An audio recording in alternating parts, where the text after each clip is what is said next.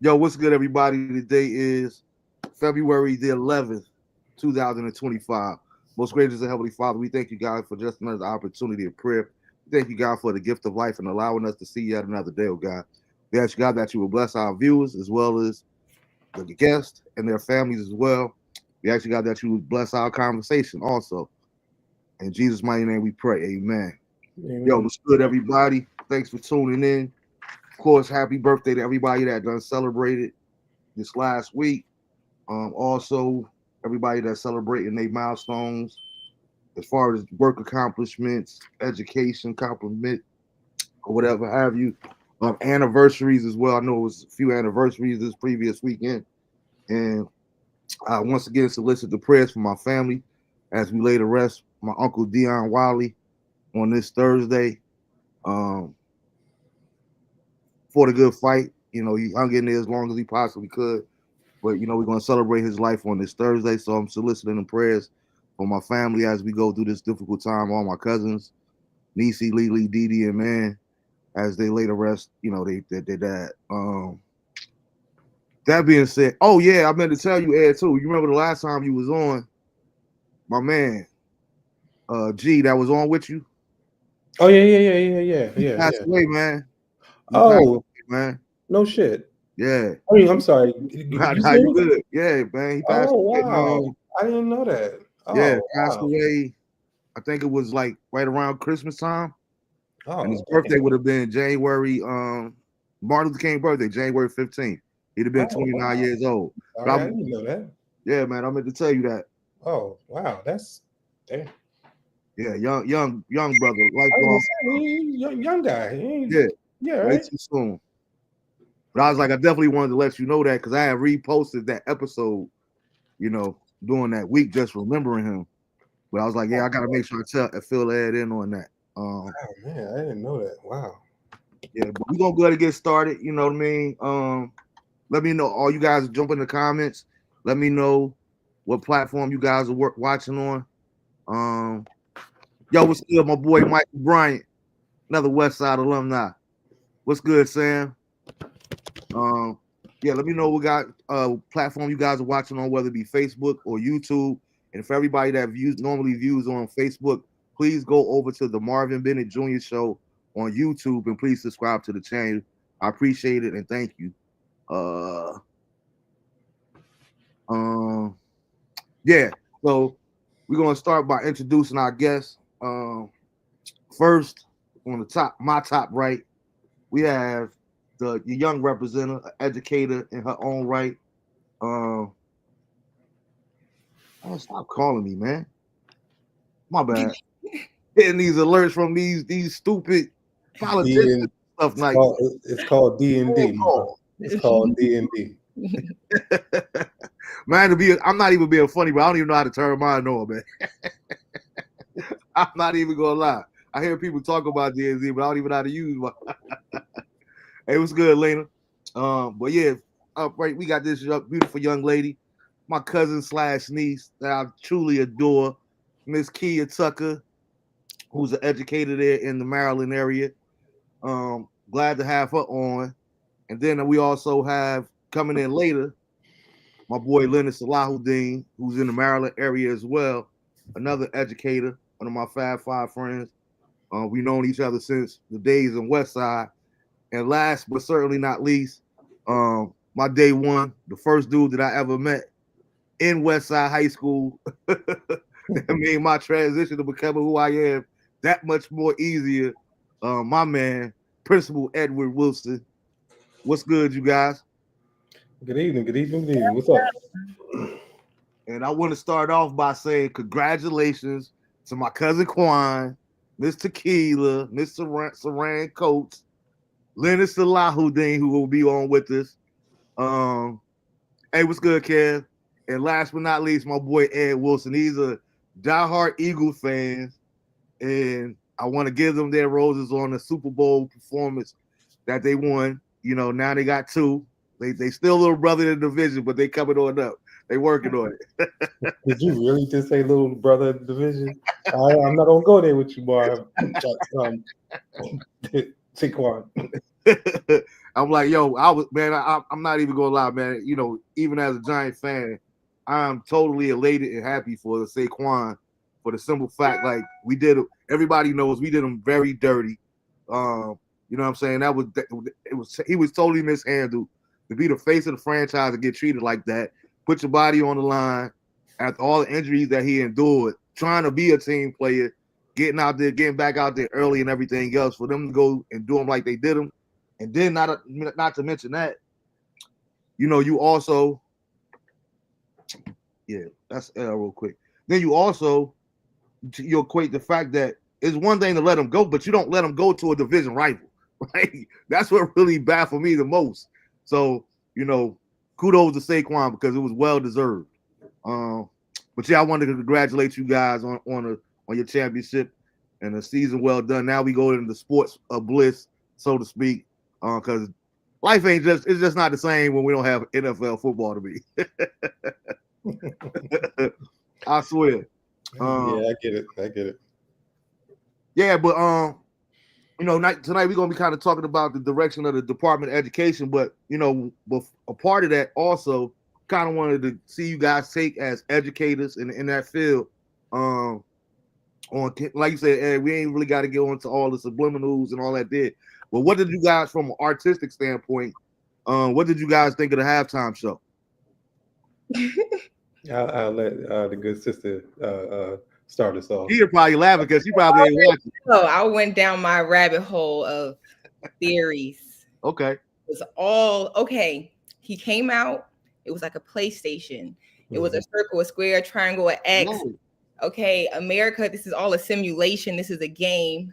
And then Samuel L. Jackson being Uncle Sam, all of these subliminal messages. It was deeper than the Drake diss and the, you know, what people really thought it was. I loved it. Mm-hmm. Yeah, I mean, you know, the kid, you know, she hit it right on the head. The messaging that was throughout the entire performance was just, it was really, really insane. It was really, really, I think, on point, especially in this time now. Some things did go over my head. I'm not even going to sit here and lie and act like I got everything, because I didn't.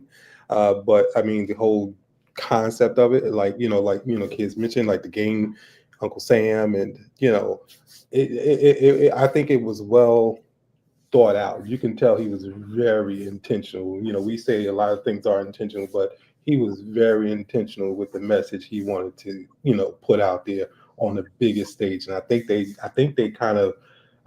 brought in about 133.5 million viewers, if I'm correct. Mm-hmm. So you talk about the biggest stage.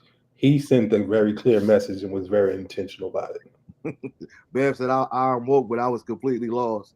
And that's the thing. Yeah, now look, I'm with Bev. You know, like I said, I'm not going to sit here and act like I got every single, you know, message, you know, through, you know, in the performance, but it was definitely, like I said, it was very, very intentional and well delivered. Yeah. And to key a point, like, it was so many caveats, and I keep telling people, it's almost like, it's like listening to music to me, right? Like the very first time you listen to a particular song, you're not going to get everything in that song the very first time that you hear it. You know what I mean? So it's like the more and more you digest it, I kept telling people last night, the more and more you watch it, the more and more you're going to see and that you get. And then some people are just not into it. You know, my argument when we talked about it last night was, you know, so many people, oh man, it was corny, it was whack. And it's like, to me, those are the wrong words to describe it just because you don't understand it or it's not for you. You know what I mean? I look at it almost like, you know, going to the opera. You know what I mean? Opera isn't for everybody, but it doesn't mean that it's not good art. You know what I'm saying? It might not just be the right art form for you to digest and what have you, but it doesn't take away from the work that those artists put in and different things like that nature there. But one of the takeaways that I did notice that I wanted to mention tonight that we didn't talk about last night was how, you know, even with the and like you said, Ed, you don't have to go down the rabbit hole, but the way the stage was set up, they were saying, like, I watched the interview with the the director lady that kind of helped put it together along with Kendrick, because it was Kendrick's idea and format. And she was talking about how, when we look at the history of this country was literally built on the backs of slaves. So when you fast forward today, we don't have slavery anymore, but we still have mass incarceration. So when they formed the flag with him standing in the middle, it represented a country divided. And when they actually arched their backs, how we're still on the backs of black men in the form of mass incarceration. And it was like one of the things that I tell people too that you got to pay attention to when you go back and watch it again is the theme. Pay attention to the things that he comes out and he says, "I'm Uncle Sam. Welcome to the greatest game." You know what I mean? The America's game. So even that was a double entendre on this thing that we call living a life is a actual game. Like he had said, it's set up like a PlayStation 5 controller with the X button and the triangle and the circle and what have you. But if you go back and watch it again, pay attention to all the statements that Kendrick makes throughout Samuel L. Jackson says throughout the performance, because he starts out on fire. Then wait a minute. No. Don't be too loud. Don't be too reckless. Don't be too ghetto. And then Kendrick kind of tones it down. They slow the music down a little bit. Then he gets back up there again. And Uncle Sam stopped him. Oh my goodness. No. You can't come out. Oh, you use the culture cheat code. You came out with your homeboys. Gamekeeper, the Duck One Life. You know what I mean? It was so many subliminals in there. I was like, yo, just as an art form, I can appreciate it because it's like I said, it's like watching a play, it's like watching a movie, all these little caveats that's within it. But I'm always fascinated by to see people express themselves. You know what I mean? And just for you to come up with these different concepts, like what is going through your mind, what's going through your head to be able to bring this into all this visualization. That's like mind-boggling to me. That's why I thought it was so beautiful about it. And yeah, I have read that too. We talked about that last night too. Sam said it was the Squid Game. Hey, what's good, buddy? Buddy said I was lost, but I received a lot of explanations from TikTok. One guy compared it to Shakespeare. It's an art to study. Absolutely. No halftime will probably need to be reviewed prior to the performance. A contract, there will be no more surprises. And I thought it was interesting too, like for him to use that line. We're gonna get off of that after this, but I thought it was interesting for him to use that line. The revolution this time will be televised. You picked the right time, but the wrong guy. Like that was a whole subliminal at Trump, and Trump is the first president to actually be at the Super Bowl. Yeah. Like I'm like, yo, Kendrick, he was in his gangster bag. He sold out, yo. And that, you know me, Ed. You know me the longest out of everybody on the screen. Like, yo, man, listen. I love rebels. I love when people try to fight the power and go against the grain. You know what I mean? In a positive way. You don't have to always resort to violence. But he chose violence without choosing violence in this situation. So I appreciate it and I loved it. Lena said, "This is what Trump is putting out. I do apologize. This is just my opinion." And he leaving a message. Yeah, and that was the thing. Like he stayed doing the game. They kept showing him, but when Kendrick, he left. I think he left at halftime. Yeah, it's like might have got too hot in the kitchen, so to speak. But yeah, so how do you guys feel about that? We can start there. Like I said, it's art form, and I've seen where even before this whole decision and what's going on with the Department of Education, how I remember maybe 10, 15 years ago when my boys was in high school, they used to run the ads and the different things talking about how we got to save the arts and taking art programs out of school and music programs out of school, which is another reason why so much of our music sucks these days. Anybody with a computer can go out there and put out anything, so to speak. Like, how do you guys feel about that as far as the importance of the arts and music and stuff within schools and being able to teach that at an early age? I would say I think the arts is very important, even when you think about how it correlates to the other like main content areas of like math and reading. When I was in college, I took this arts integration course, and it was so powerful to me. I really enjoyed. I took a lot away from that class, and it just really taught us how in education, even prior to this, we're taking out music and dance and art out of the classrooms and replacing it with just very strict reading, memorization, things like that. But you know, children are their brains, they need that left and right side to really flourish and grow and develop.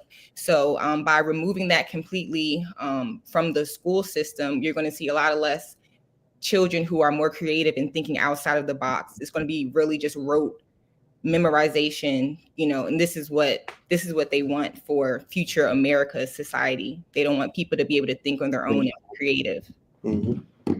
Yeah, those critical thinking skills is what's going to eventually suffer. Nakia touched on a couple of things, particularly like that cross curriculum instruction where you see arts merging in with the core content. I think when it comes to the arts, that's why they have you remember Arts High, right, Marv? Yeah. So that, you have a lot of these different schools that specialize in the arts, but in some other schools they also have an arts program. And I think when you look at that, with how that may be, under attack, you're really attacking different ways to reach kids as far as their learning styles, because kids learn totally different. And like Nakia was saying, just from a creativity standpoint, you kind of weaken that or lessen that when you kind of remove that option for students. You know what I mean? Like I teach teachers now, who's going through their alternate route. And that's one of the things I really kind of challenged and pushed them to, they really are going to have to start thinking outside the box, even within the confines of what they're mandated to do by state standards and all those things, but you have to find ways to be creative as possible and think outside of the curriculum. So a lot of what I do show them, I literally show them different things that they can do within the classroom, utilizing a lot of what we see today, like so far as the technology piece, and really trying to get them to really think and challenge to think differently, even within, like I said, the confines of what they have to do now per state standards across the country. Yeah, that I like that take. And Sam said they are training workers, not managers. And that's always been a big part of the conversation as well, and some of those hidden messages that Kenny was talking about, or, people that talk about the woke movement and just in general different conversations about how dangerous it is to me. And for me personally, I'm from the position, always took the position, and I could be wrong, right? But I've always took the position that I do. First of all, let me clear this up. Be absolutely clear about this. I do not support Donald Trump, but whether I support him or not, it does not change the fact that he is the president. And for me, politics is more or less of a orchestrated play, so to speak. I believe that a lot of this stuff is structured. He's just the face of what's being represented. Everybody keeps saying, Donald Trump this here. Well, Donald Trump, first of all, we understand that he is not. He is very not educated at all in no aspect, right? Let's start there. So how could this man that is almost a bona fide idiot, so to speak, come up with this Project 2025? He did not come up with Project 2025. He's just the face of it because he doesn't care, and he's willing to take one for the team and be the symbolism of this program. But we talk about that, or we see that from time to time when we go down these different avenues and do our research on how that's why school is structured the way it is. And to learn how to sit in the seat, to learn how to be confined in this area. You very, very seldom do you see in high school where they're actually teaching. Thanks, Sam. Yeah, I thought it was 82, but 84. Yeah, so this is nothing new. You know what I mean? But when you look at how they structure you, they're actually training you for a 9 to 5. Very seldom do you see high school classes that teach you how to become an entrepreneur, or to learn about horticulture, or to learn about, you know what I mean, all these different things. And I always thinking about it, like, you know, even from the growing up in the inner city. Like for me, it used to piss me off in my early 20s, early 30s as I became a man.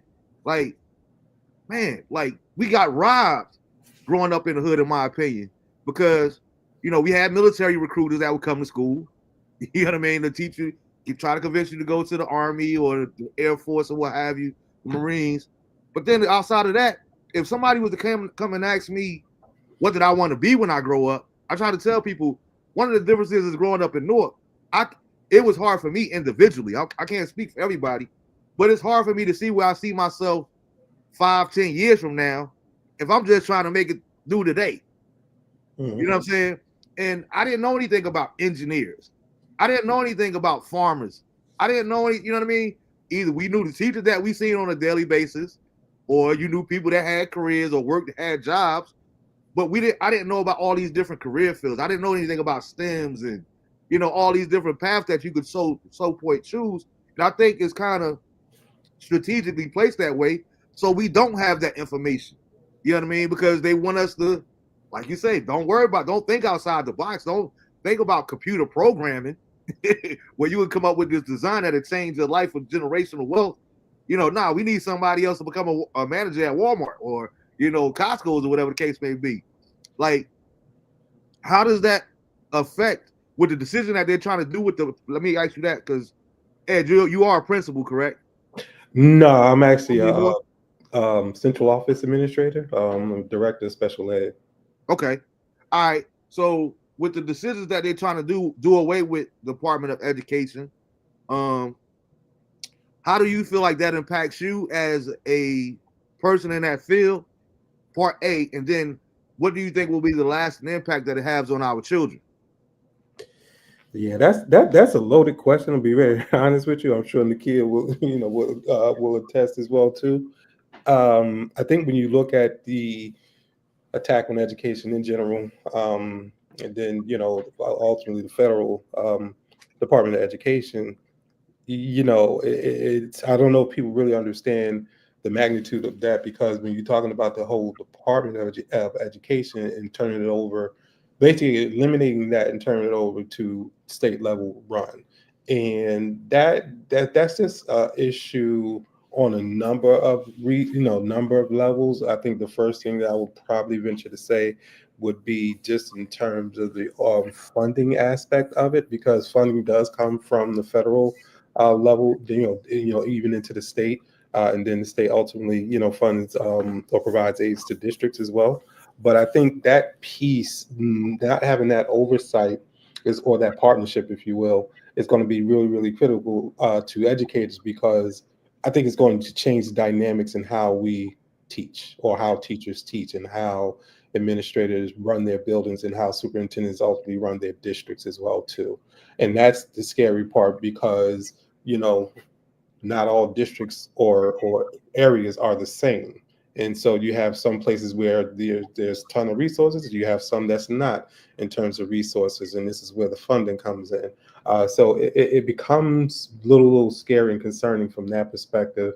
You know, and then if you look at it just from a higher ed standpoint, you know, you talk about students that want to, you know, students that want to go and pursue higher education. That pathway may be a little bit more challenging. It may not be as accessible. You know, we all know how challenging it's been before in the past, but I think now with that, if you look at it from that perspective, it can become even more challenging, you know, so far as that pathway to college, you know, which kind of ties into the whole thing of what you were kind of already alluding to already with, you know, what are students really, really learning? You know, being kind of brought up to be robots and not really have those critical thinking skills to, you know, push forward in other directions. Like, you know what I'm saying? Mm-hmm. Sam said it will be dispersed through the Department of Treasury. I think teachers will get paid more, which they need. Yeah, I mean, well, that it depends. You know, well, again, that, you know, I'm just not so confident in that piece of it, to be honest with you, because if you look at Trump's I don't even think he's been in office like a full month or so, Nope, something 3 like weeks, that. bro. That's it. 3 weeks. Yeah, and he's already signed a series of orders that just are crazy. And so while I understand what Sam is saying, I just don't. It doesn't seem that black and white to me. What you got, kid? Yeah, you pretty much speak on everything that I was thinking of. I think in the end, it's going to weaken the public school system when you think about where it's like reallocated. I think he's focusing more on like the private sectors and charter schools. Yep. And then that turns into, inequality between states where you have wealthier communities that have the funding. So then they have the resources. And then it just goes back to, our underfunded communities are Black and brown children who are going to, get the short end of the stick once again. Mm-hmm. Yep. I wish it was going to the teachers though. Yeah, that's why I say it's not that black and white, because like Nakia said, and she's 200% correct. When you start looking at the funding structure within a lot of these districts, it's going to weaken and kind of increase with charter schools. And everybody knows, like, charter schools take money from public schools, and so that's why you probably don't. That's well, not probably, but that's why you don't really see too many charter schools in these affluent areas. Mm-hmm. That's a good point, Ed, because we were talking about it a little bit about it last week, me and Sam, and he was trying to break it down for me because I don't even pretend to understand all of that. But he was talking about that, and when I think about it, especially like when I come back home, to your point, he was saying how every city, they have such a certain amount of money that's allotted for each student. So what that'll do is, say like somebody's in a public school, and as a parent, you don't like what your child is being taught, you'll be able to send them to a charter school, and that allocated money would go toward that tuition or however that works or whatever. But to your point, you would think that you would see more charter schools in the Montclairs and the what have you. But most of the charter schools are there, like you say. And I think that's a big part of it too. Like, and I guess you guys will kind of speak to it a little bit too, because my question for them was, with that being said, like, how does that play a part as far as, well, people want their kids to go to what they consider a better school, so I'm going to take my kid out of this school and send them to this charter school, as opposed to that charter school saying, okay, well, we've already taken all those people that we could take. We don't have any more room for your child. Like, I'm trying to think of how to word it. Like, what would be the drawback, if any, of the pushback, so to speak? Because it sounds good in theory, but do you see it? We're in a situation where a lot of schools are going to say, you know what, we're not going to accept these kids from North Newark, so we're just going to tell them that they're overcrowded. Or is this stuff will the numbers be actually public information so that you can see how many spots per charter school is available and how many are actually rewarded to come from different districts, so to speak? I mean, so what you're talking about is like the enrollment in the lottery process with charter schools, between that versus that of public schools. And I see Sam pose a question in there, which I definitely understand that a lot of people may not be as pleased or happy with public schools, and some schools are rightfully, not rightfully so, but truthfully, that's what I meant to say. Some schools are truthfully not up to standard, so to speak. And so some people, or a lot of people, do look at charter schools. But I'll be very honest with you, charter schools, and I'm not, I want to be very careful in my wording here, because I don't think it's all charter schools, but a good majority of charter schools aren't what it's cracked up to be, because a lot of them actually end up sending those kids back. And when you talk about the enrollment, that is public information in the lottery system. Charter schools can be selective almost in who they accept into their schools. You know what I mean? So it's like, it becomes almost like, you take I don't want to say the cream of the crop, but you take who you want. Because I give you an example, students with IEPs, who may receive special needs, they may take some, but after they get the funding, because there's a count that happens every year in the fall, and once that count is done, they send those kids back to the district, but the money never goes back. The money stays with that charter school. So you have a couple of dynamics. So, and I don't want to get into all of that, but when it comes to charter schools overall, a lot of these charter schools, they're not what they cracked up to be. And it's not all of them. I want to be very clear about that. But you have a good majority. Some of them, they ain't too far off than the public schools. Okay. Bev said he's pushing homeschooling and promising stipends. So that now we have Aunt May at home collecting the stipend, and Tayshawn is academically challenged because he is not properly being taught at home. That's a good point too. Because I know a lot of people are pushing for homeschooling. As a matter of fact, I seen a post earlier where somebody was happy that they finally got to do put their child through homeschooling, what have you. And I'm sitting here saying to myself, like, I'm happy for you, but are you sure you're qualified to be a teacher? So that's a whole nother gray area too. Not judging anybody, but I'm just saying.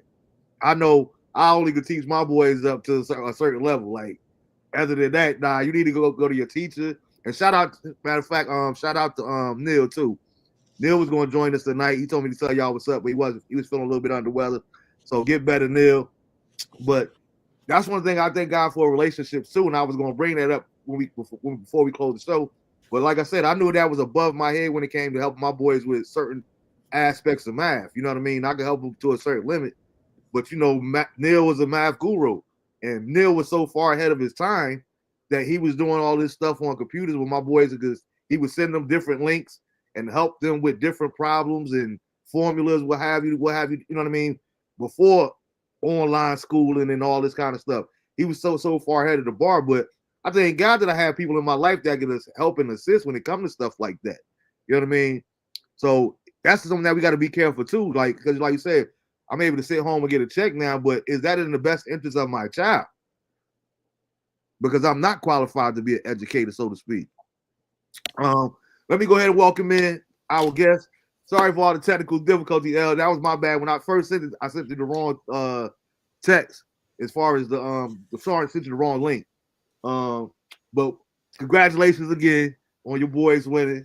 Well, welcome to the show, man. Thank you. Thanks, Marv. I appreciate it. No worries. I'm glad I made it. Yeah. So we just kind of getting into the aspects of the decisions with the Department of Education. The only part that you missed, like if you could get into it if you want, if not, it's all good. But as far as art form, what did you think about the artistic side of Kendrick's halftime performance? I mean, I thought it was I think it was a good sense of expression on his part. And I think, it was interesting hearing how a lot of people interpreted it. Like some of my African-American brothers and sisters like, yeah, I got it. And then some was like, oh, it was boring. Some of my Caucasian persuasion friends was like, I like the music. I like the sound, but I didn't understand what he was saying. I was like, well, maybe watch it on replay and listen again. You might pick up something. I don't know. I'm not going to sit here and explain it to you, but. Hey, Lynn, what up, Lynn? What's I was up, going to man? ask you. They were waiting for you to explain, right? Right. And I wasn't doing that. No, that wasn't happening. Yeah. And like I said I said something too to that point, Lynn. It was shocking to me because don't get it twisted. Just because you black don't mean you got it either. Some people got it, and some people say they just didn't like it. They got the message, but they didn't like it. But a lot of people didn't get it. They didn't because they didn't understand what was being said. You know what I mean? Or period. Or they didn't understand the visualization. Half these people 50 and over, they never played a PS5, so they didn't get the whole controller. That type of aspect. They didn't understand the art. And it kind of make me think about like our aspect of hip hop, right? So it's like I remember back in the day, this is kid, bear with us. This is way before social media and all the different outlets that you guys have and sources of information. But it's like back in our day when we listened to a song, we had to like push this button called pause. to write the words down when we wanted to memorize a song. I did that too. What do you mean? Or how about rewind on the cassette On a tape? cassette tape, yeah, Exactly. yeah. Okay, Or yeah. put your little tissue at the top so you can re-record over the same tape. Yeah. Oh yeah, that little spot. Yeah, Yeah. that little spot there, yeah. But what I was saying was it was like, it was funny how like when we would get together at school or whatever, yo, did you hear Red? He was talking about this one here and that did. Man, nah, that ain't what he meant. You know, it's like you was talking about to your point of interpretation. It was funny how, you know, because it wasn't like now, where all hip hop was, everything was a diss. You know what I mean? First of all, back in our era, like they wasn't scared to name names. So you knew exactly who they were talking about. We knew it was clear that LL was talking about Kool Moe Dee. You know what I mean? There was no subliminals. Right. So you didn't have to try to figure it out. But it would be so much, it would be so funny to me how, you know, everybody would hear the same thing, but interpret it a totally different way. So that was another thing that I really thought was beautiful too. But like you were saying with the Caucasian persuasion, it was surprising to me to go online and read all the different comments about how many of them actually got it more than some black people that I knew and understood the message. It's like, I'm all for it and I support it. And I want to, this made me, I was reading one comment today and I meant to save it so I could read it. But there's one lady, she put the little crying emojis up there, was like, this is for the first time in my life. Now I kind of understand after this little 13-minute halftime show, the plight and the struggle that the black man has been through in this country for the last 400 years. And now I want to do everything in my power to educate myself on black history here in America. And I thought that was like super profound. All Look at that. Hip hop artists. You know what I mean? It took 13 minutes in a Super Bowl show. Wow. Exactly. Yeah. And that's a beautiful thing too, because all right, so let me ask you guys this. How do you feel about that whole conversation as far as teaching black history and doing, like, you know, I seen some, I was having a conversation with somebody a couple months ago that went to a HBCU and they were tripping over the fact that here it is, I'm trying to learn about our culture and I got this white dude teaching me African American studies. What do you know about African American studies? And I'm like, I'm kind of conflicted when it comes to kind of stuff like that because I kind of get it, but I look at like the Van Gundys in basketball, prime example. They didn't never play in the NBA. What does it mean that they wasn't able to coach the game either? You know what I'm saying? So I think it's not always about who's educating. It's about the message that could be that's actually being taught, and who's controlling the narrative of what's being taught. And shout out to Miss Ruby Bridges. I posted that picture today. You know, that was one of the pictures that always stuck out to me when she's being integrated in schools. And, you know, for people that always talk about history and the CRT movement and things of that nature there, it's like, if she could be strong, if she's brave enough to endure this, your children can handle learning it. You know what I'm saying? But it seems like they kind of want to whitewash the history of black people. Why do you feel like the powers that be are so afraid for us to actually learn the truth of our history here in America? Well, I'll jump out. I didn't know who wanted to go first. I'll jump in there real quick because I definitely want the other panelists to chime in on this as well too. So yeah, it's kind of another loaded question, two parts actually. So the first part I'll deal with, and then I'll let my colleagues on the panel kind of maybe hit on as well too. Like so far, and that was your question that you posed about what do we feel, or at least in my perspective, about white folks teaching Black history. I think when it comes to the narrative of Black folks, there has to be very intentional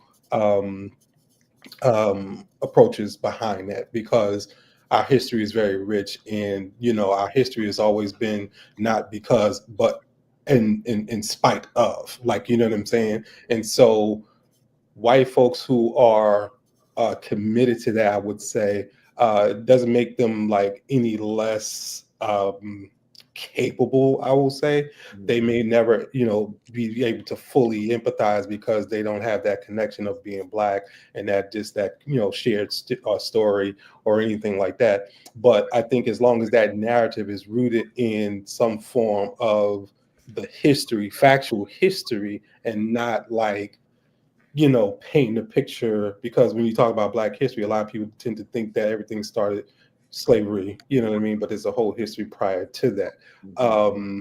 But when you bring it to the current, as far as, because I've had, conversations with some white folks just about it, and some genuinely don't know fully, the whole history, and they want to know and want to learn. And it's the same thing of saying, like, how to, what is it like having white teachers teaching Black kids? You know what I'm saying? I think as long as the intention is genuine to want to stay true and committed to the history and really doing right by kids, like, I don't have a problem with that. But I think there also has to be, I think there's a duality there in terms of us as Black folks ourselves maintaining that commitment and responsibility to our kids, and to making sure that we are holding folks accountable. Like, if it's something totally different, is it's not that intentional, effort to keep the narrative pure and true to the history of our folks and students of color. So, like I said, to me, it's really about making sure that there's accountability there, that there's genuine intentions behind that, staying true to the history of Black folks. And then, like I said, making sure that we have that responsibility also of making sure that we ourselves are ensuring the history and legacy of our kids. So I'm glad you said that, Ed, because at the whole time you were talking about that and thinking about it, and you and Mark can definitely relate to this.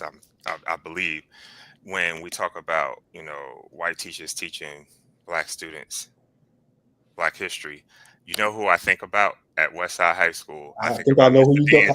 I think I know who you go. Yep. That's who I was thinking about, Mr. DeAngelis. Yep, Mr. DeAngelis taught. I took U.S. history, I believe it was with him, and as we all know, Black history is a part of everything and in everything, or each aspect of history. And I think about him teaching us, and it was like there were days. Mr. DeAngelis was a passionate teacher, and he taught with conviction. He made sure you learned. He made sure you was engaged.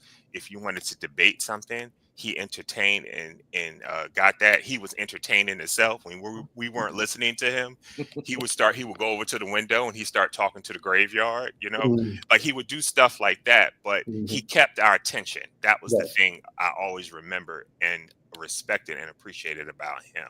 And he was probably, from what I can remember, the only white man who's taught me a history class coming up, even going through my collegiate years. So that part, that's what resonated with me with that. And I think he did it with fidelity, and he did it with a level of respect, because he knew who his audience was. Like, clearly you're not going to be a white man standing in front of a bunch of Black kids in Newark, New Jersey, and not know, who your audience is when you're teaching them. So he was very well aware of that. The only other point I was going to make too was in terms of not wanting to teach Black history in schools. I feel like I just look at it as people, they don't want to have a reckoning with themselves. Like, they have to have that moment with themselves to say, this is what happened. This is factual information of what happened. And no, you can't erase it, and you can't change it either, but you can learn from it to go and move forward to do and make better decisions for the future and what we are looking at, because right now history is starting to repeat itself slowly but surely as we're moving along. So we need to learn from it, and we need to know it. It's as ugly or as whatever you want to call it. Everybody can learn from the experience and take something from it to adapt to where we need to go and move forward in the future. So, yeah. Before you go real quick here, hey, Leonard and Ed, what's today's word of the day? I remember he's always have a different word he taught us every single day. What's today's word of the day? No, well, I'm not even gonna get into all that. Let the good sister go. Yeah, piggybacking off of what all you said, I agree. But when you look at education in America, majority of the teachers are white women, so they have to teach it, even from primary all the way up to college, universities. Like those are the majority of the people you see. And also, I'm thinking about different news stories and stuff that I've seen of teachers having the students reenact like picking cotton and about your posture and how you come with the information. If you are not a Black person teaching Black history, you're supposed to come with facts and not in a way of making the discouraging the students or making them feel less than. And then I will also say, with just Black history in general in the curriculum, it's never really been a deep dive. It's always surface level to me. Across grade levels, it's the same three people that they talk about, Martin Luther King, Rosa Parks. So I think it's important as educators, we teach our children about other historical figures in our past. Just a few years ago, and I'm 30, I just learned who Fred Hampton was, and I did a deep dive on him. I saw the movie. I didn't even know the movie was about the Black Messiah. I have to rewatch the movie. So I taught my kids about them. Ruby Bridges, Claudette Colvin, like all these people are, well, not all of them, Fred Hampton, but they're still living to this day. And, it's the shock of my students. I teach the third grade, the shock on their faces is, when they realize that they're still living and knowing that, history, like it wasn't that long ago. Very powerful. And then the last thing I would say, my mom always says this, the parent is the first teacher. So regardless of what's happening in the classroom, it's the parent's job to, teach what you want your child to know and not focus so much on letting the teacher just pour into your children. Yeah, Marvin, if I can just, extend that just real quickly, that's what I was saying before. Ultimately, it's our responsibility to make sure or ensure that, the history of our people are preserved to our kids. And I'm not just talking about biological, I'm talking about kids that we work with, kids that you may coach, so on and so forth. Because we can never rely on others to do what we should be doing ourselves. Yeah, I totally concur with that. And I'm glad both of you brought that up, because one thing I was very, very adamant about in my house with both my boys when they were growing up, like when it came to Black history, or they would, we got a project to do and all that did.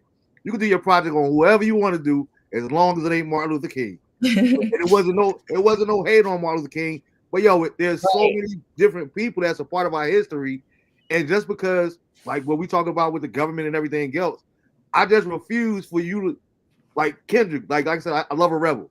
I refuse for you to keep pushing this narrative on me for Martin Luther King because of what he stood for, peace. Like you said. If I could just jump in on that real quick, even with that narrative of Martin Luther King being a quote dreamer, what people don't realize is that Martin was probably just as militant, if not more militant, than Malcolm. And people don't realize, because they want to relegate him into this dream, image and thinking that, again, making him more comfortable for white folks, making him very more acceptable and everything. But, I think it needs to be clear. Martin was just as militant, if not more, especially toward the latter end of his life when he became so frustrated with the violence in America. Because when you look at his last few speeches, especially the one after around Vietnam, you really start to see a more fiery Martin, more in comparison to what he was described as peaceful before. And that's the point that I'm kind of making, because he was there before he was assassinated, murdered before our time. But it's like when you're teaching about him, you're trying to paint this picture of him. You know what I mean? That you want me to see him as opposed to me doing my own homework and studying.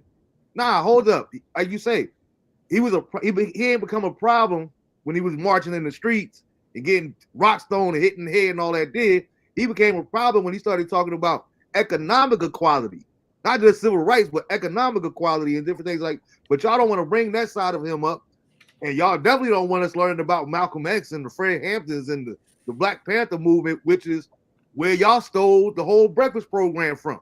You know what I mean? So it's like I refuse for you to dictate me first of all, how to receive the information. I don't have to see it the way that you're trying to get me to understand. You know what I mean? Kumbaya, kumbaya. Because no, what you're doing is just still trying to sweep underneath the rug all the tension. But that's how we get true healing, is when we talk about what we've been through. I'm a big proponent of, I try to get people to understand, especially like my white counterparts, like, listen, I don't look at you as a racist. I don't look at you, I don't judge you by what your great-great-grandfather did as a slave owner. But what I need you to understand is that even though that's not you and that's not a part of you, you're still benefiting from the acts of racism all those years ago. That's how you get the property that you live on. That's how you get the business that was handed down to you, that stayed within the family, all these different conglomerates, what have you. So I'm not saying that you got to go in the hood and do all that. I'm just saying, educate yourself and be aware of it. And then we could actually have conversations to make sure that we don't get back to that place, like Leonard says, so we don't continue to keep on repeating history. That was a disgusting history if we so choose not to. You know what I'm saying? So I think it's really, really important that you educate yourself on those different things. But yeah, kid, there's to your point, there's a whole bunch of people out there as far as I remember learning about John Lewis, you know, all these different people, Benjamin Banneker. But back in our day, you know, like I said, it was, I used to actually enjoy, and shout out to my guy brother Kev. Kev got me into that. But I used to enjoy like going down to the library on Washington Street and just spend hours in the library learning reading different books and looking at old newspaper articles and learning about Tulsa, Oklahoma. Like, you know what I mean? All Black Wall Street and all these different things. But it was like, I did that not because somebody was making me. I just wanted to educate myself on the history, because like they say, if you know history, it's that much easier for us to fall back to. So now, because we know our history, to Leonard's point, now we could identify, hold up, this right here look familiar. And I see where this got us before. Hold up, now it's time for us to stand up and put the brakes on this, because we're not headed in the right direction. You know what I'm saying? Mm-hmm. So that's very, very important. Sam has said, when it came to when he was talking about the white teachers, he said they don't have the passion of learning about real history. They are just teaching so they can say they know black people. I'm quite sure some of them, I wouldn't say all, but some. Bev said, handle the black history and confirm what is being taught. Absolutely. Because like we were talking about Mr. D'Angelo's, you know, then you had the other ones like Ed, all-time favorite teacher, Miss Y, Saki. Shut up. That was Walt's favorite teacher too. Shut up. I'm more refined now. I don't want to. I was so glad I never had her. Hey, look. Yes, you did, I'm a little Marv. more refined now. Never had one, Saki. Yes, you were in. Weren't you in our chemistry class? Yes, Nah. you were. I switched over. I had Miss Jackson for not chemistry. What was That's biology? Miss Jackson taught biology. Yeah, Miss Jackson partner though. We used to be in that little class on there, because y'all had already told me about Miss Wasaki. So when I got to her, I was in her class for like 2 days. I got transferred.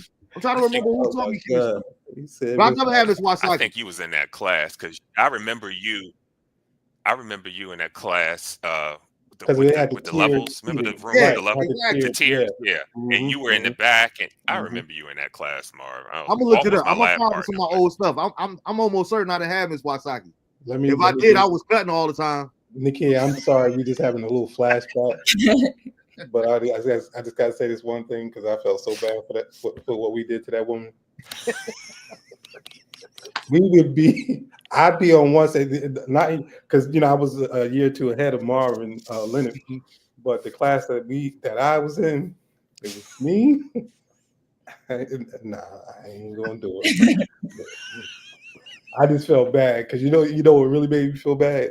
Doing parent teacher conferences, she told my mother all these wonderful things and shit. Oh my goodness, Lord, I'm gonna just shut up. Yeah, but we did have some good teachers. And shout out to Mr. Teller. Y'all know what's up, Mr. Teller? I know that's totally the math teacher, the thin gentleman with the glasses. Yeah. Let me tell you something about Mr. Teller. No, I'm sorry. Get back to your show, man. We can't go down memory lane. You know, you got to I show. remember. Well, while you did real quick, we're gonna get back to it. But I remember watching one of the award shows one year and flipping through the channel. But that's and what I was this going one to was in say. the audience. That's what I was going to say. Mr. Taylor, low key, had a nice little business popping. He was like really in the mix of a couple of things that we never knew about. Yeah, it was like the BET Awards or the Grant, like something. He was heavy involved with Essence as well too. It might have been something with Essence. It was one of them award shows. And I'm like, he was front and center too. Yeah. I'm like, that don't look like Mr. Taylor. That's Mr. Taylor. Wow. All right, Miss Beverly said the kid wasn't in the class for sure. So get back to your show, Mark. Get on your job. Real quick, and then this is another random one. Hey, kid, you didn't experience it, but you could kind of attest to it. Like, am I the only one that is bothered by this? Because I think visualization is a big part of how you process information, how you view things, so to speak. As much as I love Westside and a proud graduate and alumni of Westside, like it used to baffle me as an adult when I started thinking about it. Like you said, we in one of our history classes, and you kind of start. You know how it is as a student. Sometimes you get off of daydreaming. You're looking out the window. We're looking at a freaking graveyard. Like, who would think to put a school next to a graveyard? You know what I mean? So even subconsciously, you're not thinking about death, but it's right there in front of your face every day and every year. Isn't that something, Marv? And I never ever thought about it until I became an adult. I said, my high school's next to a graveyard. And that was never like a focal point, right? Exactly. Like, it was always, I see you there. We always remembered, the good times, and and you see the Shaq video and he showed the front of West Side, but they don't show any image of the graveyard next to, and you always think, but then you go back and you're like, some people literally got to school by walking past that graveyard every day. Because especially like we had to walk. I think it was when we late or when we got there, we had to walk through the right there where the driveway at between the school and the graveyard. Oh man, I'm gonna take it back to the football pitches. Keep telling people, man, I was really that dude back in the day, man. But wait, you don't see Leonard there too? Now hold it up a little bit. There you go. Oh, I see me now. Yeah. One of them I have it here. My court king. Let me stop. I'm sorry. I'm sorry, Nakia. Please don't pay no mind. Yeah, but Key, how would you feel about that as a teacher or as a student? Like, no, I would agree. Your environment, it really makes a difference. I was at one school and I walked in, and this was my first year teaching, and my counselors and everyone told me that there would be things in my room that I could, use to decorate. I walked in, it was nothing. The walls were bare. It looked like an insane asylum. Like, I'm like, this is depressing. And I was teaching first grade at the time. It's like, how can you have a kid come in? It's 7:30 in the morning. They tired. And then you put them in this room. It's just like, how do you expect learning to happen in a place that looks like this, feels like this? So yeah, it really makes a difference. Yeah, big time. You know what? Let me stop being silly for a second. To what the kid said, when I was principal, my first year, and this was a school in Montclair, middle school, 325 max student, capacity. When I walked in, when I say it just had this penal look, like, institutional look, it just, environment, everything, all that stuff plays a critical role in any school building. When the staff and everyone came back in the fall, I had everything repainted, redone, the district colors, the Mountie blue and white, had the fencing done, redid, had the pavement done. Like, it was a busy summer, but when people came back, you could tell the energy was just different. Like, you know what I mean? So, but yeah, walking past the graveyard or even being next to it, especially even when they had basketball games or night events, so you had to, some people didn't take the 31, some people just walk right, so you're walking by that at night. Yeah, that's crazy. I was like, man, I like you said, to your point, Leonard, in the moment, I never really thought about it. I probably thought about it maybe once or twice, but it wasn't like, no everyday reoccurrence, nothing I really dwelled on. But as an adult, because like I'm talking about, like, people always laugh when they see the movie Lean on Me, and they be like, why they got chains on the door? I'm like, that was normal for us. Like, we had chains on our doors too. Like, once you're in a school kid, they would take the big chain and put it around all the doors and all to lock you in. Right. And Like, we had to go through metal detectors every day. we had I tell people, we had metal detectors before the airport did. Right. Yeah, we had Like, TSA literally. before there was TSA. They should bring those back actually in some schools. Mm-hmm. Hey, Leonard, do you remember? Yeah, you were still there too because it was sophomore year. But do y'all remember that morning that they locked us in? This was the very first year they put the TVs in the classroom, in our homerooms. Yeah. And when they put the TVs in there, and one morning they helped, I forgot what they called it, but they helped everybody in homeroom, and we was in our homeroom for like 3 hours. And the next day we was on the front page of the Star Ledger because they had raided all the lockers and they had found like 4 guns, knives, and razors. Now, how do you find all this stuff? But yet, no, like you said, we go through metal detectors every day. So did the metal detectors even work, or was it just a prop to look good? That's insane, bro. School of Hard Knocks. Bev said, "Now, kid classroom ceilings are made of beautiful clouds. It is always bright and welcoming in her classroom, conducive to learning." And I was thinking about that earlier when I was driving the kid. I said, you know what? I said, you might be a teacher, but you actually got a free teacher's assistant. Because Bev always there. She always posted up the videos and stuff like that there. But I know you was talking about making a transition, kid. Did you want to ask either one of them about that, or they take on that? I guess I would just ask for any advice as like a first year assistant principal or principal. I plan on applying in the spring for the next school year. Leonard, you're in Maryland, right? If I make a mistake? Yeah, I'm in Maryland. Okay, I think that'd be good for you to probably respond on it. I'll follow up on that. I would say so. For me, I have a administration certification. I got it years ago, but right now I'm basically what one would consider like a department chairperson over the whole department. So that's what my role is. So it's a leadership position. But I guess my only advice would be to try to, as much as you can, I guess, learn the ins and outs of the job.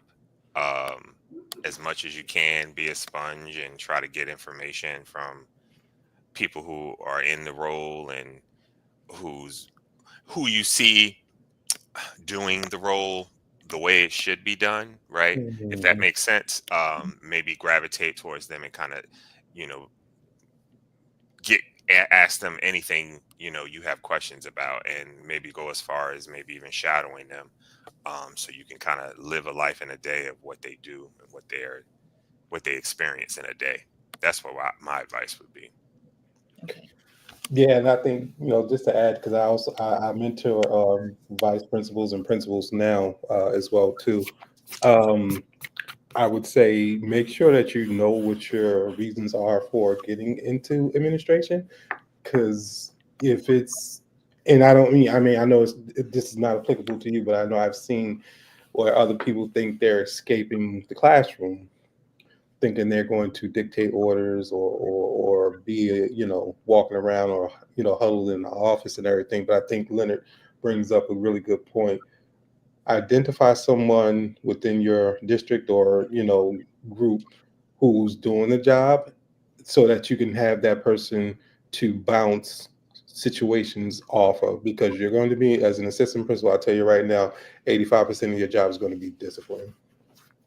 And I think you can do a lot of good, work once you learn the job. Like, you really have to learn how to be an assistant principal. Your first year is going to be your most challenging year, but every year as you stay in it, it gets a little bit easier. But just be prepared to, make mistakes, but learn from those mistakes, and having somebody, like Leonard said, that you could possibly bounce things off of and learn from, because that's going to be critical. It's also going to be critical on who your principal is going to be as well too, because you're only going to go or learn as good as your principal is. And so if you don't have a principal, or if you have a principal who may not be the best, or whatever, what have you, definitely make sure that you have someone else that you can bounce questions off of or go to, because it will impact how you do the job. Yep. And just to add to that point, that's such a great point, because one thing that resonates with me with principals in terms of that, good leaders create more good leaders. Yep. Mm-hmm. And you see it flourishes. Yep. So definitely look to that. Thank you. Mm-hmm. Mm-hmm. So what happened with Mr. Potts teaching Mr. Williams how to do it right? No, but you know what? You talking about Fenard? He came when I was on my way out. No, but you know what? Mr. Williams, Fenard, you talking about Fenard, right? Williams? Yeah. No, Mr. Williams was actually all right, because at least when I was there, I know when he was the VP, and then Mr. Potts, I think, retired, and then he became the principal. I think after he left, Mr. Williams, is when Westside really started having all those issues, because you started seeing Westside on the news for Jokers was like wilding. I mean, it was crazy. But I think also with Mr. Williams, he was a police officer. Yeah, he had a police officer. I think that's why a lot of us ain't like him. I think a lot of people kind of either gravitated towards him or respected him. I want to say, I don't want to say fear, but he was a very strong presence. You can tell he had that training, that background. But I think he was no nonsense. He really was, and I think people respected that. But after he left, Westside went downhill for a minute. Yeah, I was just joking, to be honest. But I remember, like you say, he actually took over '94. Because I don't know if you remember, one day me and you was walking in the hall coming back from what we call it, the student body. Mm-hmm. I was L was our class president. I was the class vice president, whether you believe that or not, kid. At least I had the title of vice president anyway. It was like, I remember Mr. Potts stopping us because Mr. Potts had been real sick at one time, and he told us, he said, "Y'all gonna be the class that I leave with." And that was the year that Mr. Potts retired in '93 when we left. Gotcha. Yeah, because when I graduated, Mr. Williams was still the VP, and so I think he took over like right after. He took over for Peloso. Peloso up out of there. Peloso was funny. Yeah, super funny. I tell people all the time, man, like kids, something straight out of a movie. Like you would go in the bathroom on the first floor, and you got the vice principal in here shooting dice with the students. Wow. Yeah, Miss Pelosi. Shout out to Miss Pilata. Rest in peace. Miss Pilata. Yeah, she was all right. She was all right with me. I remember when me and Neil got tight, and one day I went to her house after me and Neil went bowling, and I felt like I was in trouble because she came when we got there. She wasn't there, but when she got there, I'm like, "Is this like a violation? Am I supposed to be in my vice principal's house?" Like, I felt like I was in trouble going to the principal office. But she was so cool. Like, long as you understand that here, I'm here, but respect me as vice principal at school, we good. So me and Miss Plata, we were always good though, man. I appreciate it. So before we get out of here, I'm gonna go around and ask each one of you guys, like, what really made you? Well, first, before we get into the lighter note, what do you guys see the future of education? Are you guys hopeful? Or do you like not necessarily the direction that we're going in, but where we possibly could go? Do you feel optimistic about a brighter future as far as when it comes to education?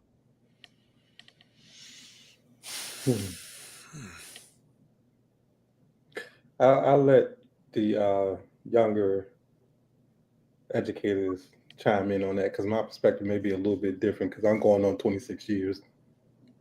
Mine ain't that different either, Ed. I got 26. Because you down there in Maryland. That's right. Yeah. So I already, yeah. Yeah, I'll let Nakia take it first, if she don't mind.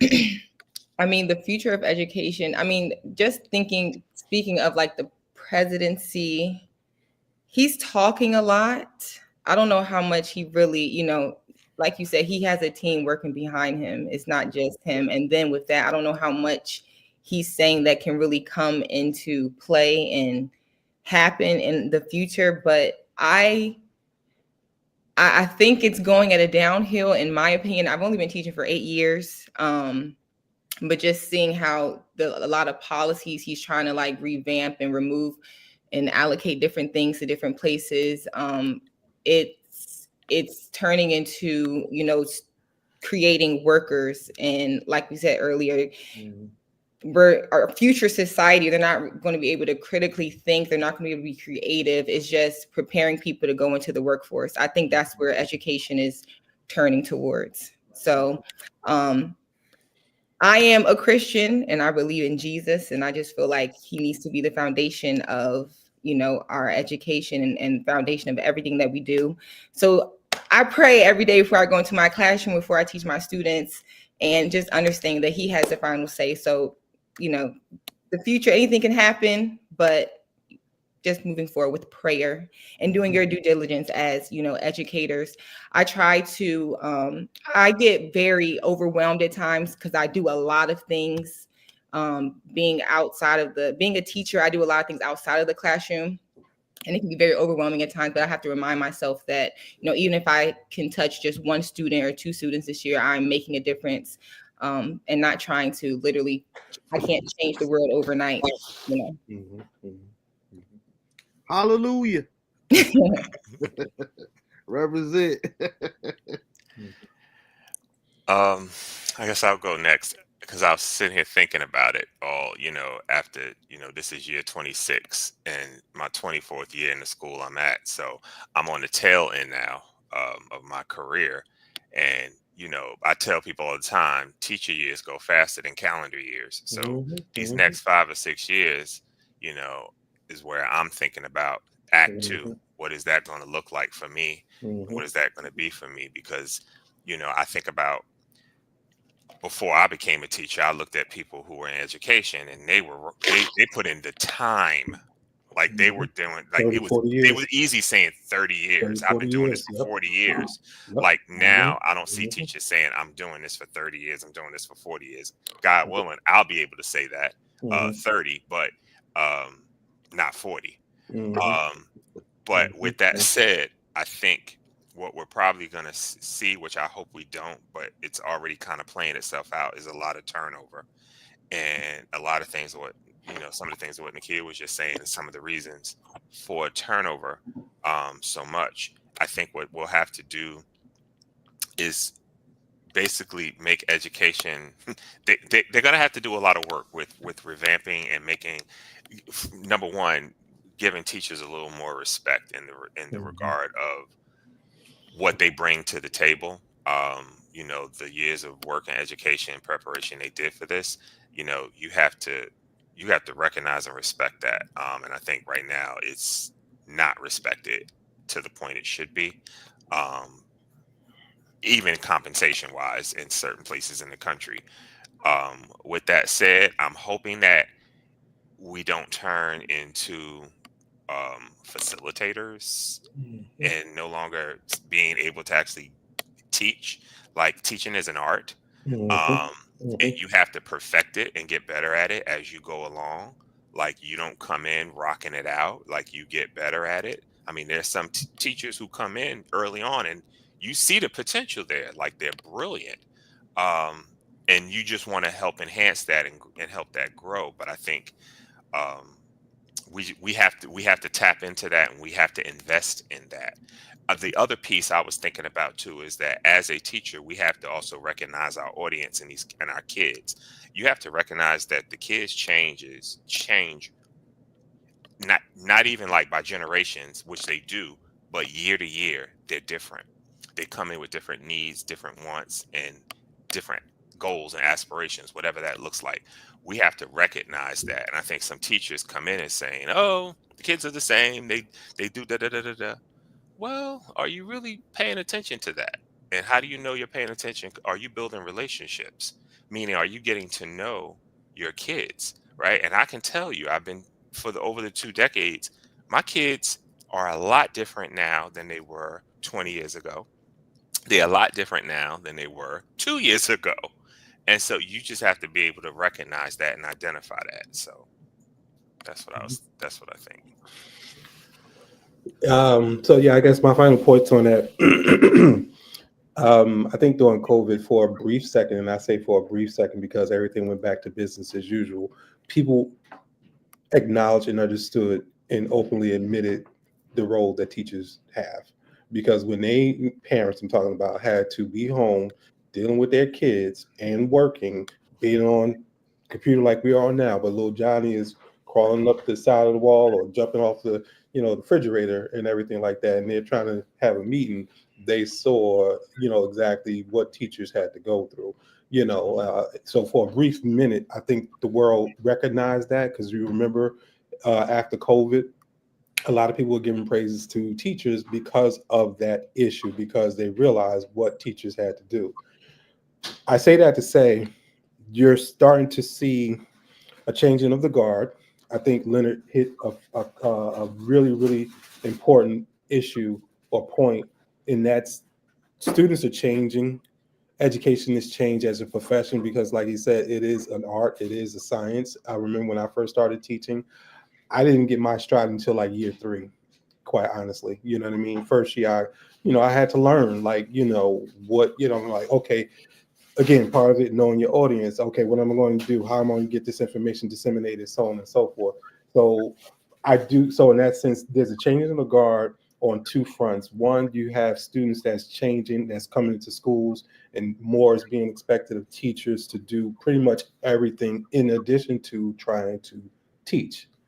Then you have the profession itself in terms of the staffing. So, young teachers like Nakia coming in, the future looks bright, but we don't have like a whole bunch of Nakias across the board. We know that because, you got some bad ones out there as well too. And so how do you, balance and weed that stuff out and try to still have an impact? And so it goes back to our collective responsibility to make sure that we are doing our part as educators, administrators, so on and so forth. So for me, I'll be, my act 2 is already in my mind. I already know where that is what that's going to be. But I think overall you're starting to see that shift, that changing of the guard in education. And people need to understand that you have to shift and change along with that, because you cannot do what you were previously doing, just like with technology. Because for a long time, a lot of veteran teachers, they shied away from technology, but COVID forced people to embrace it, not even embrace it, but to utilize it, because you had no choice. And so you have to really take that kind of approach. Unfortunately, hopefully, they always say if you're forced to do something, you're not going to like it. So we need folks to really start to not be forced, but be welcoming or understanding, open to that change of the guard, because it's definitely changing. That's good. Sam said if they pay teachers what they should, it will be good. If they still pay bad, education will be bad. Bev said much prayer is needed for the future. Sam also said respects come with money. No teacher should get under $60,000 a year. That sounds good in theory. I love it. Bev also said the kids are different because the parents are different. Right, absolutely. A lot of younger parents. She's absolutely right about that. She's 200% right about that. Yes. That's a big part of it. That's literally a big part of it, because and there's no knock on it. I don't want to sound like the old people, you know what I mean, which we are. We up there now, but it's like the parent, when you watch the parent these young people parenting these days, it's like I see more siblings than parent-child relationship. You know what I'm saying? And it's like that's the norm for them. Like, grandma is not grandma no more, because grandma go to the club every week, and I ain't got time. Grandmas ain't wearing no muumuus no more. You know what I'm saying? They don't even want to be called grandma. They grandma. Because some of them only 40, 45 years old. Right. Or some of them coming up to school. Yeah, some of them coming up to school in the passenger seat or the driver's seat to deal with the kid who the kid's having a problem with. That's Yeah, what we're dealing with now in some situations. Yeah. yeah. Sam just said the same thing. Instead of parents, you getting friends. Exactly, You don't know who's the parent or who's the child. Mm-mm. exactly. Oh well, I gotta work 2 jobs so I can get him this and that thing. And then we wonder why this generation is so, because it used to baffle me, and I learned that I'm not going to get no more gray hairs. I don't even have gray hairs if I do let my hair grow out. Just got grays in my beard, but I'm not going to let it stress me out or get my blood pressure up. But it was like, where did this sense of entitlement? And I think a lot of that is part of big growing up in Newark too. But it's like, where did this sense of entitlement come from with this younger generation? Oh, I'm 16. Where are my car keys at? Like, yo, I was a grown adult and married before I got a car. We had to figure out public transportation and all this kind of stuff here. So where do you get, just because you turn 16 that you're supposed to get a vehicle? And a brand new vehicle at that. Yo, my first car I paid $200 for. It was a double deuce and a quarter. That thing lasted me about 2 weeks. Or even Marv, to that point, on the flip side, I look at it where some have this whole ideology, a sense of like helplessness, for lack of a better word. I can't think of any other word to describe it. Not sure what to do, where to go, and I think, and I think it has a lot to do. It does have a lot to do in the work you do with them in the classroom. It was a reel that someone sent to me. I think it was my sister sent to me the other week. And the teacher was saying explicitly to other educators that please allow students to have a productive struggle. Don't let them slide. Don't make things easy for them, because when they get to me, I have to deprogram all of that. And then when I send them back to you, you're undoing all of the work I just did. Like, productive struggle is powerful. Like I always tell my kids in math, kids are so afraid to make a mistake, right? But I say that is one of the most powerful learning experiences you can have. That's where your learning comes from. Yeah. That's where the learning comes from. Yep. So you have to be willing to make the mistake to get better, to grow. And There's I feel like it's all about a productive struggle. Like I tell you, I don't give them nothing. I just keep asking them questions until they give me the answer that I'm looking for. And it may frustrate some kids, but I say it's a productive struggle. That's what you're going through right now. Yeah, that's an excellent point. Yeah. I like that word. That's why I'm writing it down. Let it productive struggle. I'm gonna have to steal that one, yo. Yes. Like You're welcome. Shout out to Big Sis too, man. And before I ask y'all this last question, like a shout out to Miss Cato from her favorite student of all time. Miss Cato's still out here around. Mr. Gas. Mr. Gas is still around. I see him on Facebook. Yeah. Yes. And it's so it's kind of emotional for me. But I never thought in a million years that I would be approaching 50, but still have relationships with these people that taught me in high school, man. It's a beautiful thing, man. So the last question I want to ask each of you is like, what is your why? Like Ed mentioned that, talked about that earlier. But what was your reasoning? What made you choose the education field? I think for me, I've always expressed it or showed it, but I guess I did, and I didn't really recognize it growing up. But I've always found pleasure and joy in helping people, and then helping people learn something better that they didn't understand the first time. And I think that just got elevated for me once I was in college, because I was getting that feedback from people I was around. They were saying things to me like, you understand this so good, or you explain this better than the professor. Like, you ever thought about becoming a teacher? And I'm like, no. Then I said, well, maybe this is what I should be doing, because, I'm getting all of this positive feedback from it. So I think that was my why. Just wanting to help people learn and understand something they may have not known well or at all, and learn and do it well. Yeah. Yeah, for me, it started out as a curiosity, honestly, being at West Side, wondering what teachers' lives were like, as crazy as that sounds. But it became more of a reality in Cornerstone when I got to college. And one of my professors, matter of fact, Professor African American Studies. You know, I took all the classes that he taught and offered. He had such I would say, definitely a profound effect on me, just in terms of how he carried himself, how he ran his classes, and then just, you know, his background, because he had attended Temple and was a graduate of the first class of African Studies over at Temple. And that just impressed me, you know, and so from there, that really kind of like solidified it for me, and that became like, you know, everything I tried to do, I tried to pattern myself after him, and he influenced a lot of us on campus. And I was at a PWI, and a lot of us who were there, you know, that looked like me, a lot of us gravitated to him because he was just very well presented, you know, well respected, and that really kind of, you know, fueled my passion, and I just kind of went, you know, forward and never looked back. And here I am, almost 27 years later. What's up? Well, I can say I never really wanted to be a teacher. I liked working with children.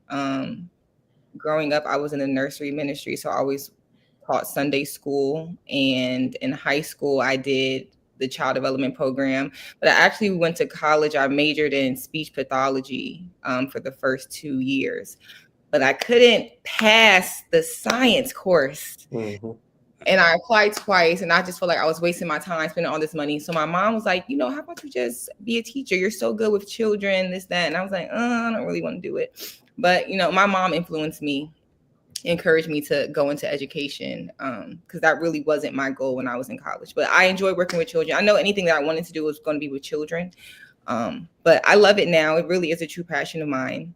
Sometimes it takes other people to see, you know, what you're good at. Mm-hmm. All right, that's cool. I like that. So what I wanted to do was I wanted to close out with going down memory lane. Neil was supposed to be on again, but he's not. But all the points that you guys made, that's one reason that I appreciate Neil. And when I gave him the invitation to be on the show, I said, you know, you would come, even though you're not in the field anymore, you would come represent the elder statesman. But I consider it an honor and a privilege to be able to call Neil a friend and a brother all these years later, even though he started out as a teacher. You know what I mean? You would never think that this relationship would form all these years later. And it was like, one of the things that stood out to Neil was, we knew Neil cared. I remember the first time, because at the time at Westside, we didn't realize it back then, but Neil was only like a few years ahead of us. He had just graduated from Essex Catholic. You know what I mean? So, but I remember, and he was a substitute. He wasn't even a full-time teacher in the beginning.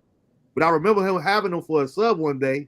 Like, walked in the classroom, and it was chemistry. I'm like, who is this dude? And Neil, I remember him sitting in his chair. He had his legs crossed, sitting there reading his paper. It was like 5 minutes go by, 10 minutes go by, 15 minutes go by. Because you know how our classroom used to be. You know, you got to wait 10, 15 minutes before you can teach anyway. But then, like, dude ain't even trying to teach us. It's not. I don't remember if it was me or somebody asked him, like, yo, you going to teach us anything today? He said, yeah, if you want to learn, you know, I'm here to teach you. But if you don't want to learn, I can give you a C or F for the day. I'm going to be all right regardless. And it was just like that approach made me hit a switch. You know what I mean? Like, these teachers' responsibility is not to make us learn. You know what I mean? We should actually be in here because we want to learn something. And that always stuck with me in that aspect. But then once we see these care, okay, well, we can ask you, I'm willing to ask you questions. I'm willing to think outside the box. And just always being able to have that question as a teacher, I remember Neil sold Cliff, shout out to Cliff, he sold him his first car. He literally gave him his car when he graduated. Like, you know what I mean? Like, little things like that. It was like, you know what? This is a dude that don't have to teach, but he actually cares about us individually. You know what I mean? So, And kind of what it did was it showed me, even I didn't wind up going to college, like, you know what? He's helping prepare us for college because guess what? When you get to college, ain't nobody from all you guys' story. I remember visiting Ed up in Ramapo. You know what I mean? That's the first time I ever stepped foot on a college campus. You know what I mean? But it was like, okay, these teachers ain't calling you. It ain't nobody coming by your dorm to make sure you go to class. None of that did. So you got to really want it. You know what I'm saying? You got to really, really want it. And I was like, you know what? It made me just think about how Neil had instilled that with me. You know what I mean? So shout out to Neil, man. And I appreciate you for always, as a teacher, going out of your way to showing us that you actually cared about us as individuals and that we could be successful and that we could make it and be. So I take my hats off and I salute you for that. I'm gonna start with Keith because I'm a kid, so I'm gonna go in order. Kid, I'm not saying it because I'm your cousin. I'm not saying it because I love you, but you are an exceptional teacher. I love when your mom put up the videos of you interacting with your children. And I'm like, yo, see, that's the kind of teacher I would have wanted. I almost be wanting to have kids so I can have come to your classroom because just your interaction with them and the way that they respond to you is encouraging for somebody like my age because like we talked about earlier, we had those teachers. We had teachers that actually cared, but we had some like, yo, I don't want no smoke. I don't want to get robbed today. It was just a job. It was just a job for them. Like they could not wait until 2:30 came. Like they ready to get up out of there. So to see teachers that's actually passionate about what they're doing, that's a beautiful thing. And also, I love the fact that, you know, it was something that you was dealing with, and for you to consider me or ask me my opinion of that was like touching to me. So it carry weight. I love you, girl. But no matter what you do, whether it's assistant principal, whether it's in the classroom, you're gonna be successful at it because you're passionate about all that you do and you excel at everything that you do. So no matter what you choose to do, just stay encouraged and know that either way, your teacher assistant, your free teacher assistant will be there to help you anyway. Thank you. All right, Leonard, when I think of L, there's so many things that come to mind, and I hope you didn't mind me using that picture, but it was like, you know, I knew we were talking about education tonight, and I remember what we used to always affectionately call your dad Les, because when he would talk to us, like he was coming like Les Brown. It was short for Les Brown, and like he was so motivational and, you know, talking to us, and I don't know. Well, of course you remember, but I always remember like, yo, why L got so many? Like the first time I would come to your house, I'm like, why L got so many cats? And they're like, yo, Barb, I don't have no cats. My father just keep feeding them. So the cats would just always come to the house because he was feeding all the cats in the neighborhood. And then when I think about Miss Gladys, man, I was watching and it's not that she was the same type character, but we all know those different people like that. And I was watching Harlem Nights. I'm like, yo, Della Reese Miss Gladys remind me of Della Reese character. Because she was a straight shooter. You know what I'm saying? No Like, nonsense. Hey, she talked to us like we were young men, not teenage boys. You know what I'm saying? And she was straight, nah, you need to get it together, Mar. You know, like, nah. I done heard something. I don't like what I heard. She had no problem with, you know, being that, showing us that there. And it's like, it's one thing for you to have that relationship with your biological child, but you to accept their friends and have that same bond with them and accept them. That was so special to me, man. So I always appreciate and love and miss both of them as well. You know, Mr. Leonard as well as Miss Gladys. And even when I think about your father, I would never forget. And I've never had a daughter, but he made me want to do something if I had ever had a daughter. I remember when Deja graduated from Cheney State, and we went down there for the graduation. And like, I have never in my life, there's not one time that I could think about seeing an actual father so proud and overcome with joy because his daughter graduated. Like we go out to dinner, I'm paying for everything. Whatever you want, get it. It's on me. It's like that was all because he was just so overwhelmed and so proud that his daughter had graduated. So shout out to him, man. But then again, when I think about L, I think about peer leadership. I think about how we became brothers. You know what I mean? Not just classmates, but actual brothers going up to the retreat.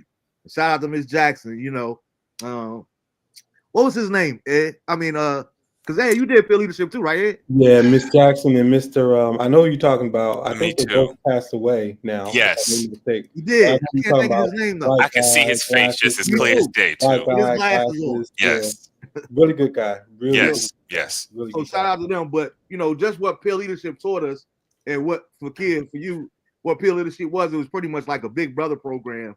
So when you became a senior, you would be assigned like a freshman to kind of show them the ropes and get them acclimated to, you know, life in high school, whatever. But before you get to the actual school year, you got to go on this retreat. And we would have to do all we first of all, we got to come up ourselves. It's like 14 of us. And we would pair off in groups. And like that whole process was like so much fun to me because we went up to the woods. We in the woods in the cabins. Like, yo, man, I ain't trying to sleep out here. I'm ready to get back to do it. I need to hear some guns and sirens going off. I don't like it out here. And what you had to do was like, instead of the teachers pairing you up and letting you, we had to come out as a group, almost like one of them TV shows, Survivor or whatever. Like we had to pair up and figure out who should be paired together. And the one thing that I always remember was like when it first started out, with the first round, it was me and Sabria. Shout out to Sabria Mitchell. And whatever, like you got all these, is everybody that's paired off together, you got to do this like problem solving or come up with a solution or whatever. And it was like everybody paired off. We had like 15 minutes to come up with this answer, whatever. Me and Sabria was going like, we was done like in 3 minutes. We chilling. Oh, so we like, oh yeah, we gonna kill as a. So Ms. Jackson and them, they ain't say nothing. But then after we came together and everybody wins, explain their situation, all that did. I remember us collectively thinking like, well, yeah, y'all are good together. That's no question. But that's what's best for the whole group. For you guys to be two athletes and thinking alike and all that did. So it might be more powerful if you guys switch up and try somebody else and all that did. Just that whole process, man. It was like life-changing for me. And I thought it was cool that the way they set it up was we had to work on that amongst ourselves. But L, you already know, you my brother for life, man. Listen, man, I appreciate you through all the times that you've been there for me. All the times and just always being a phone call away, man. So I love you, bro, and I appreciate that. And Ed, like I always tell, you know, Ed, one, I never forget being terrified. I mean, actually terrified my first day at Westside. I can't tell this story enough, but I was terrified my first day at Westside. I get my schedule, and it's like third period. No, it's actually fourth period. And that would wind up being my mom. I remember my mom leaving after I got my schedule.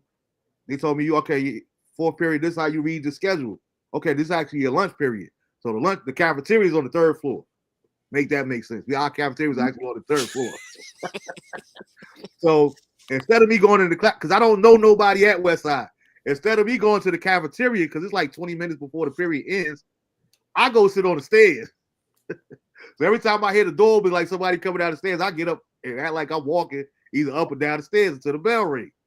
So fifth period starts, and I walk in the classroom because I was the biology class, which is my fifth or sixth period, was right next to the cafeteria. So I walk in the classroom, and PGC are closed tomorrow due to inclement weather. Okay. Yeah. So Maryland, you guys are getting hit with some snow down there. Yeah, Right? I got a snow day tomorrow. That's why I'm so chill and zen right now. So yeah, man, I get in the classroom and I just grab a seat. And this one come and sit down, and it was nothing but God. Hey, what's up, man?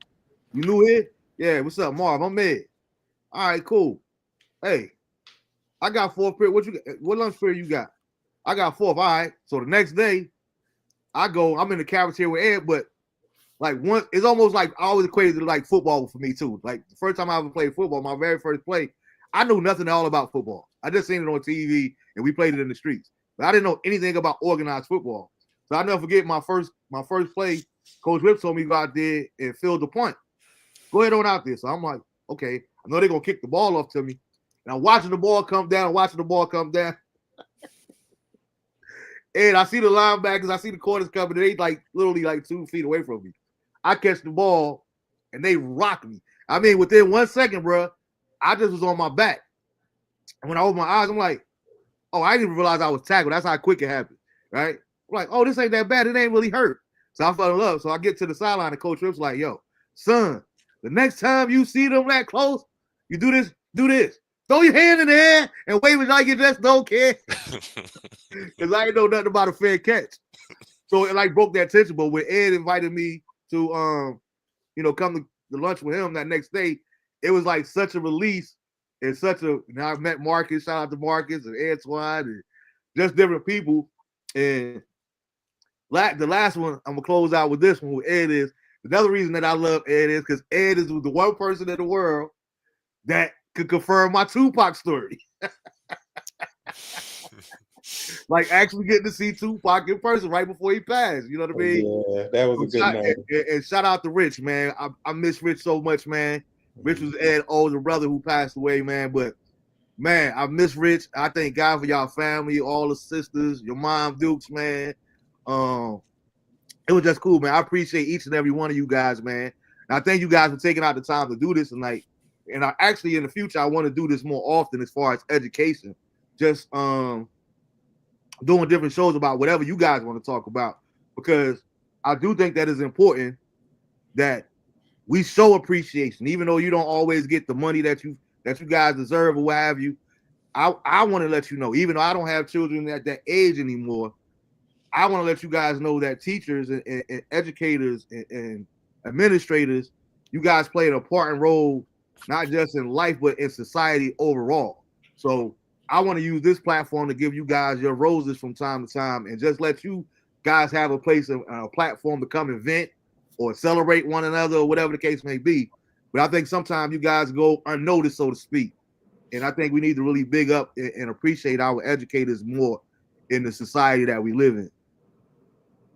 Yeah, that's really pretty much all I really have for tonight, man.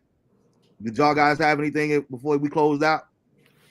No, I didn't. I appreciate you having us on to talk a little bit about, education and where we see it heading, and continue to build your platform, man. Continue to build your platform.